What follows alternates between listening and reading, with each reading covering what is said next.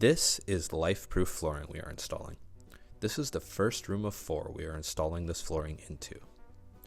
If this is something you enjoy, please be sure to click the like button and subscribe so you don't miss the next one. This is my first time installing this style of flooring. The one thing I've learned is when the risk is low like this, the best thing to do is jump right in. As you go, things will start to fall into place, and you'll begin to understand the process. You'll be able to see how everything fits together, how one move here affects another down the line, and one down the line affects another even further. Sometimes you don't see that effect until it happens to you. That is exactly how we started this project. I knew, based off of previous knowledge, that this type of flooring snaps together like Legos when installed properly. However, I failed to take the time to look at the piece of flooring and just think. Which way of laying this down will allow for the next piece to slide in the easiest? My initial thought, the one I ran with for a little too long, was to leave the overhang and I'll slide the next piece under the existing. Should work in theory, right? Unfortunately, not how these are designed. The obvious, easy way, if you take the time to think about it, is the exact opposite way. Leaving the lip laying there on the floor, you're able to take the next panel, slide it in at a 45-degree angle, slide it where it needs to go, and then set it on the floor. A much easier way to go about installing this flooring. Not always do they line up perfect though.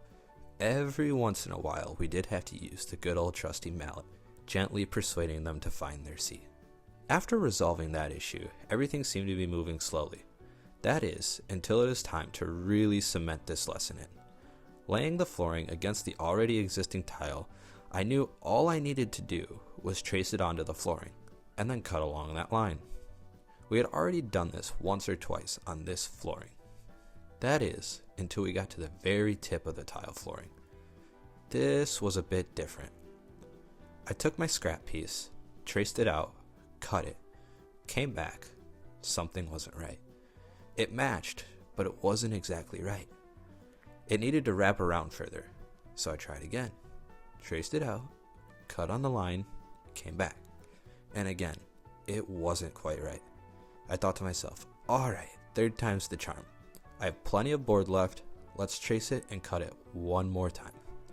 Came back, laid it down, still not right. I must have tried this once or twice more. By this time, the once rather large board I had started with is now just scraps. I pause, take a look around, and realize this is going to need a full piece. It also needs to go all the way to the other wall, which just made this piece a whole lot harder.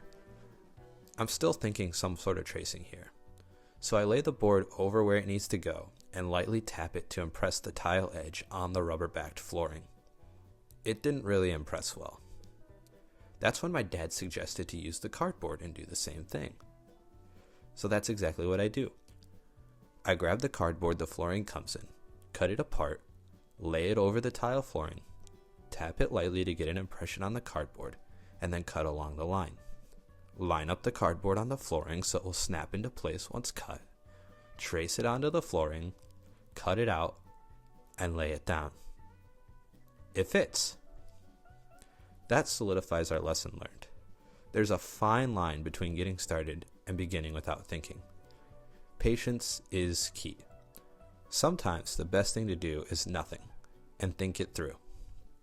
Luckily, this one did not cost us much time, and time was the only thing it cost us. Every lesson has its equal opposite. I learned this one today. Jump right in and get a feel for what you're doing.